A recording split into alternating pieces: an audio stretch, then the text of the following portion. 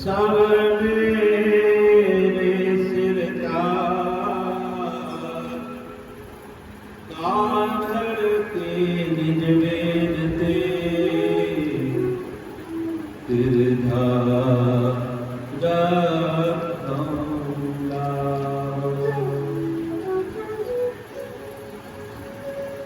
वंदे वंदारो वंदारो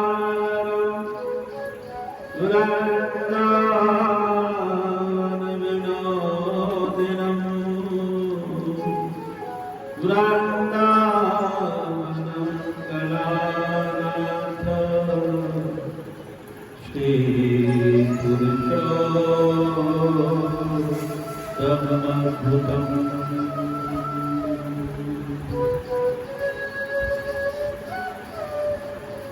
नारायणं नमस्कृत्य नरं चैव नरोत्तमं देवीं सरस्वतीं व्यासं ततो जयमुदीरये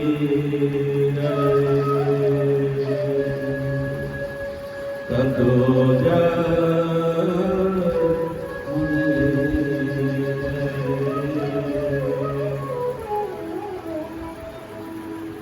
स्वामी जी श्री रामचंद्र जी महाराज की जय।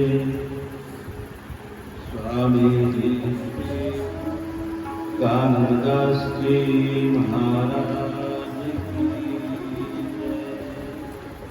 स्वामी जी श्री गोविंदराम जी महाराज की जय।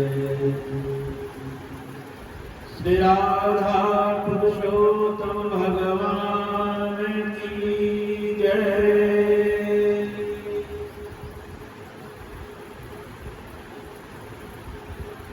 राम श्रद्धा भक्तजनों, श्रद्धा वात्सल्यमयी माता बहनों, नैमिषारण्य पावन तीर्थ में परम भागवत सूजी महाराज 88,000 श्लोकादिक कृष्णों को श्री राधा पुरुषोत्तम अर्थात अधिकांश का परम पावन मंगल प्रसंग श्रवण करा रहे हैं।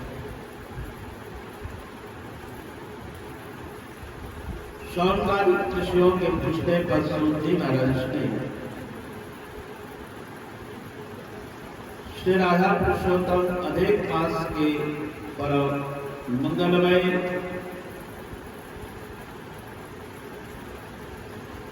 नवम अध्याय का परम पावन प्रसंग श्रवण करवाया है। भगवान श्री राधा पुरुषोत्तम की परम मंगलमय दिव्य छवि को हृदयंगम करते हुए प्रेम पूर्वक श्रवण करने का उत्साह है। श्रवण भक्ति जो समाज में और वैसे भी हमेशा के लिए बहुत ही श्रेष्ठ मानी गई है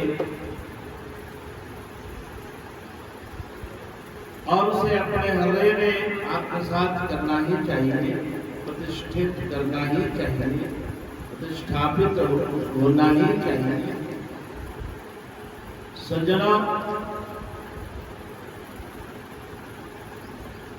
अधिक मास की परम पावन पवित्र महिमा द्वारकाधीश भगवान श्री कृष्ण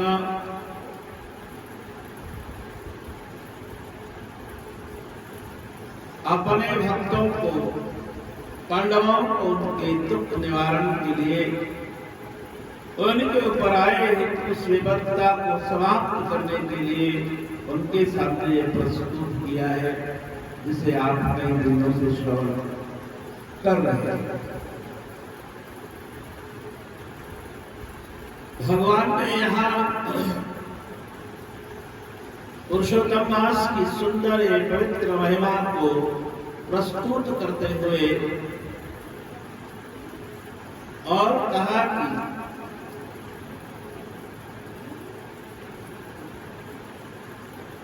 अर्जुन, 3 साल में आने वाले इस सुंदर मास में तुमने इस अधिक मास का सत्कार नहीं किया, और ऐसे इस आने वाले मास का अर्जुन तुम ही क्या, कोई भी अगर प्राणी इसका सत्कार नहीं करता है तो कष्ट तो उसको पाना ही है, परेशानी तो उसको पाना ही है। और जो कोई भी प्राणी इसका अवलंबन कर लेता है उसका जीवन धन्य हो जाता है। इसके लिए उन्होंने यहाँ पर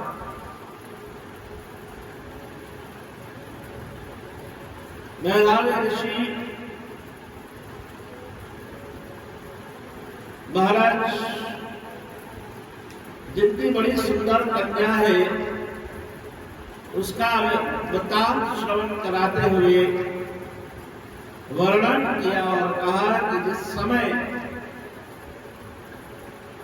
मेधावी ऋषि अपनी कन्या का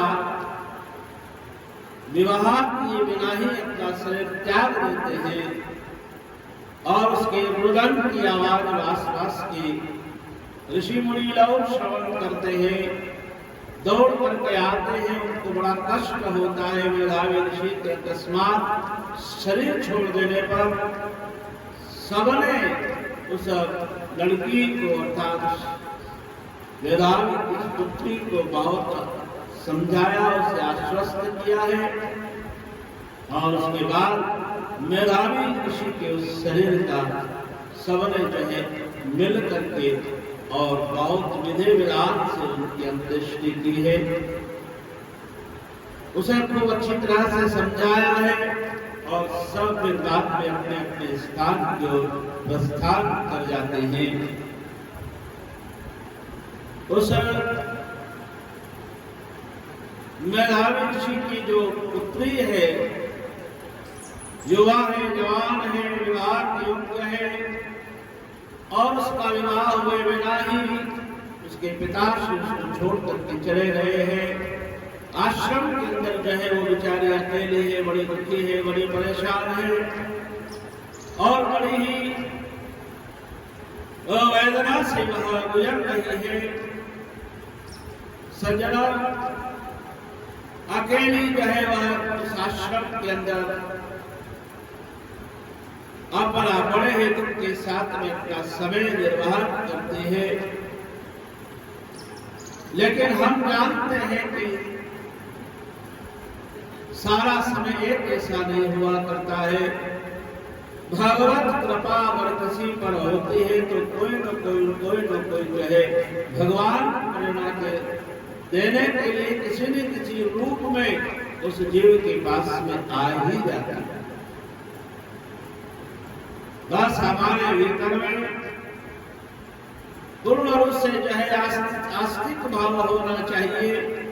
साधु संतों में, महापुरुषों में, भगवान में हमारी श्रद्धा होना चाहिए, हमारा विश्वास होना चाहिए।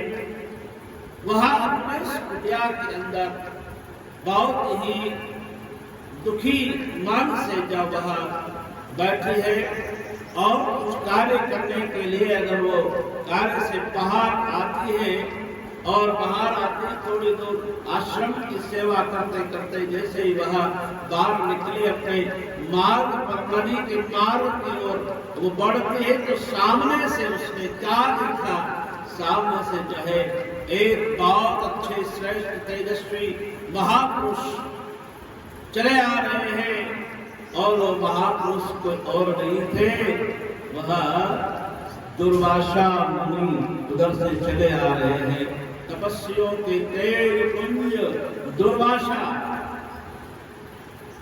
बड़े सरल भी हैं और आ जाए भयंकर क्रोध तो वह एक क्षणमात्र में वह प्रलय काल भी वहां पर मचा सकते हैं।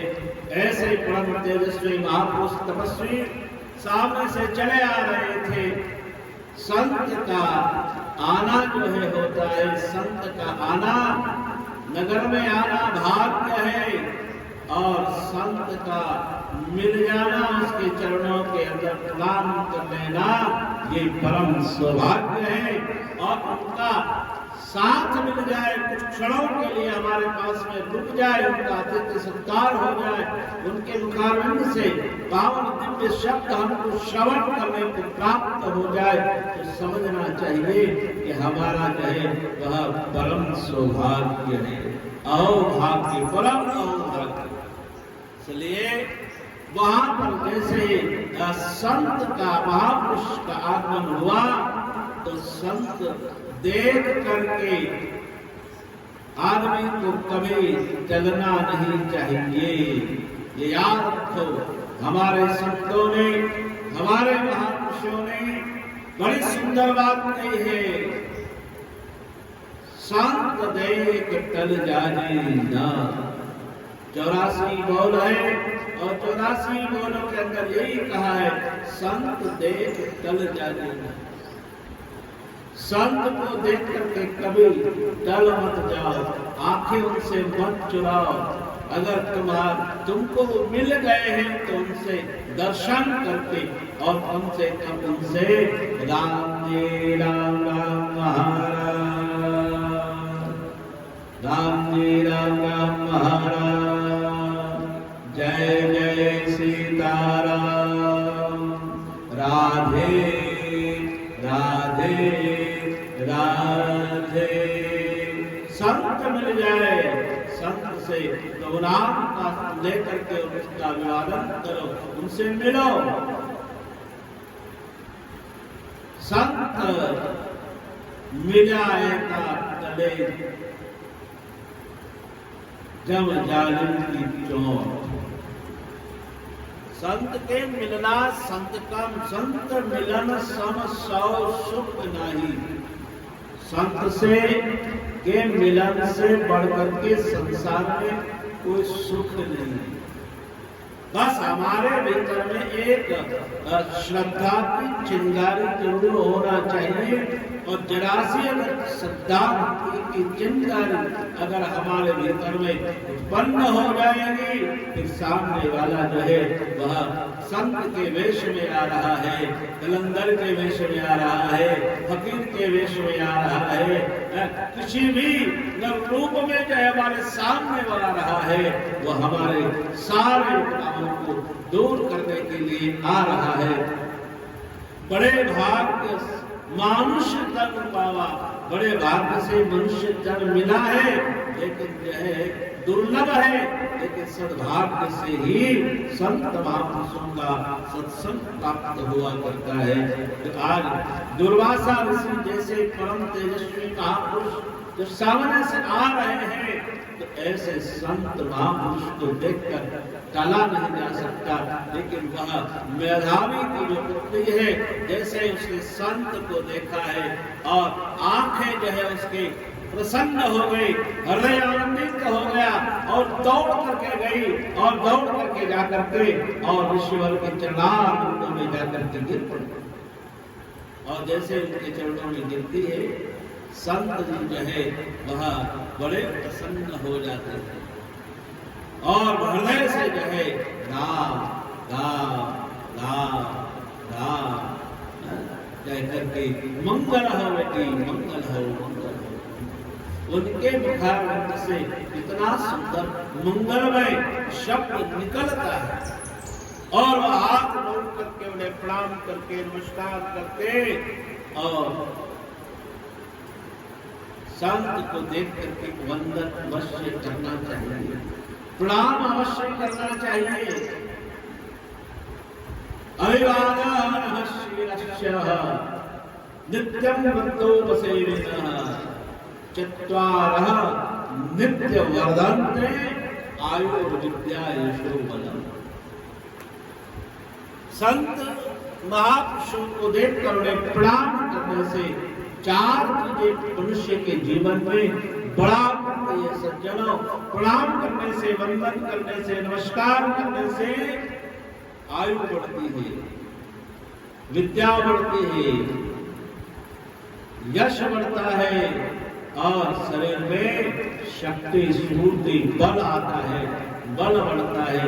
इसलिए जिस प्राणी को जीवन में आयु चाहिए, विद्या चाहिए, यश चाहिए, बल चाहिए, तो उसको चाहिए कि वह संत को देख करके और मस्तक झुकाए, प्रणाम करे, वंदन करे और उसमें किसी प्रकार की भी कोई शर्म न करे। चाहे वो कोई भी प्राणी क्यों न हो, चाहे वो ब्राह्मण हो, क्षत्रिय हो, वैश्य हो,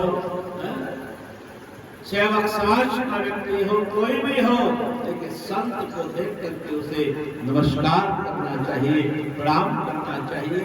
उसमेधार की पुत्री जो वैसे ही बहुत एक ऋषि के संत की जो है वह पुत्री है और उसके अच्छे सुंदर दिव्य संस्कार है और उसने उनको प्रणाम किया है और प्रणाम करके हाथ जोड़ करके और विनम्रता से निवेदन करती है और कहती है कि महाराज मेरी कुटिया में आप पधार कर अपने चरणारविंदों से उसे पवित्र बना दीजिए। बस फिर क्या था, संत ने देखा ये बहुत श्रद्धा भाव विश्वास से जो है यह प्रार्थना कर रही है तो मुझे अवश्य चलना चाहिए। और वह तो त्रिकालज्ञ है, जानते हैं कि यह जो है मेधावी की पुत्री है और उन्हें यह भी मालूम हो गया है कि वह शरीर छोड़ चुके हैं, इसलिए उनका वहां पर आना भी जो है स्वाभाविक है। और वहां पर वह पहुंचे ही तो उन्हें बहुत ही आनंद मिलता है, बड़ी प्रसन्नता मिलती है। अंदर ले जाती है वहां पर आश्रम के भीतर और अच्छे सुंदर आसन बिछाती है, उनके ऊपर उनको विराजमान करती है, उनके चरणारविंदों को जो है प्रक्षालन करती है, उनके चरणारविंदों को जो है वह प्रक्षालन करके जो है और फिर बाद में जो है उनको चंदन वंदन लगा करके और पुष्प अर्पण करते हुए और बड़े प्रेम के साथ में उनके आरती उतारते हैं और बड़े ही विनम्रता के साथ में साष्टांग लंबे प्रणाम जो है वह संत को करते हैं। और संतों की बड़ी महिमा, महापुरुषों की जो है वह बड़ी ही दिव्य महिमा गाई है। छोटे से रूप में हम सुंदर कोई भाव अवश्य श्रवण कर सकते हैं। संत भक्तों के प्यारे हो, सारे जग के उजाले हो। संत भक्तों के प्यारे हो, सारे जग के उजाले हो।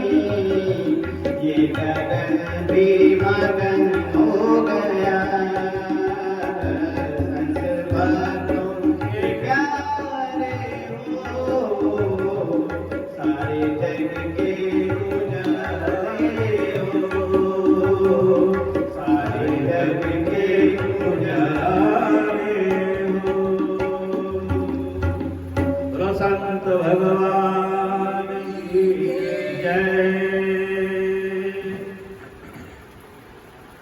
संत भक्तों के प्यारे हो, संत संतों के प्यारे हैं तो है, लेकिन भक्तों के बहुत प्रिय है, भगवान के भी संत प्रिय है।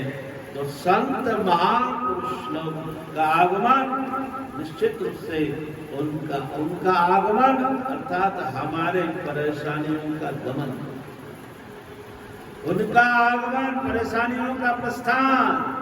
संत जब आता है तो सारी परेशानियों को समाप्त कर देता है।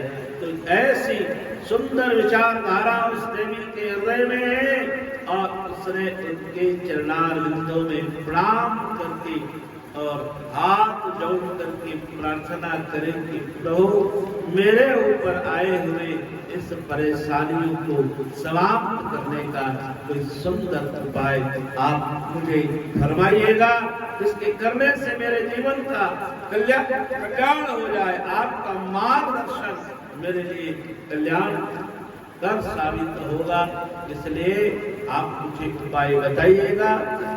तो यहाँ पर मेधावी ऋषि स्त्री को दुर्वासा ऋषि कैसा सुंदर पावन उपाय बतलाते हैं, ये पावन प्रसंग हम आपको कल के दिन श्रवण करवाएंगे। इन्हीं शब्दों के साथ अपने बोल को यहीं पर विराम देते हैं। बोलो श्री राधा पुरुषोत्तम भगवान